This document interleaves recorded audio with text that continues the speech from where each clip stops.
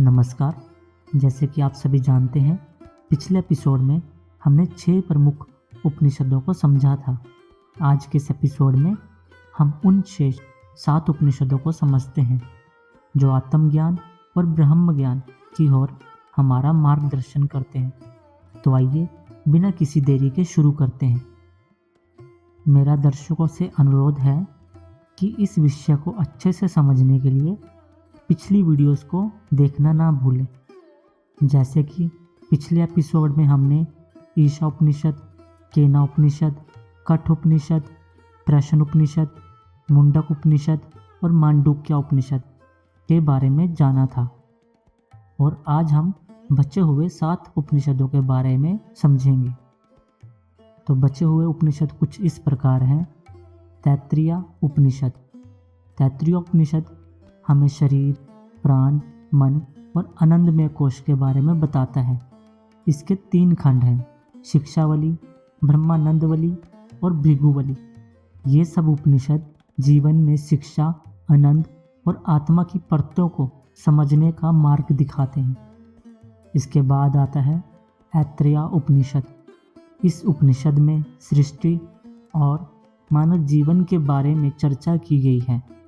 इसमें आत्मा के शरीर में प्रवेश और उसके कार्यों का वर्णन किया गया है, जो हमें जीवन के रहस्यों की गहराई में ले जाता है। इसके बाद आता है छांदोग्य उपनिषद। इस उपनिषद में कर्म, उपासना और ज्ञान का मार्ग दिखाया गया है। इसका सबसे प्रसिद्ध वाक्य तत्व असि है, जिसका अर्थ है तू वही है। यह उपनिषद हमें ब्रह्म और आत्मा के बीच के गहरे संबंध को समझाता है। इसके बाद आता है बृहदारण्यक उपनिषद।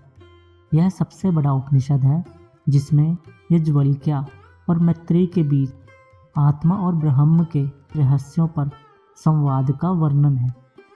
इसमें आत्मा की अमरता, ब्रह्म की महत्ता और मोक्ष के अंतिम लक्ष्य पर विस्तार से चर्चा की गई है।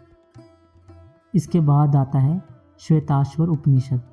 इस उपनिषद में ध्यान, योग और भगवान शिव की भक्ति के माध्यम से मोक्ष प्राप्ति का मार्ग दिखाया गया है। यह उपनिषद ईश्वर और ब्रह्म ज्ञान समझने का प्रयास करता है। इसके बाद आता है कौशितकी उपनिषद।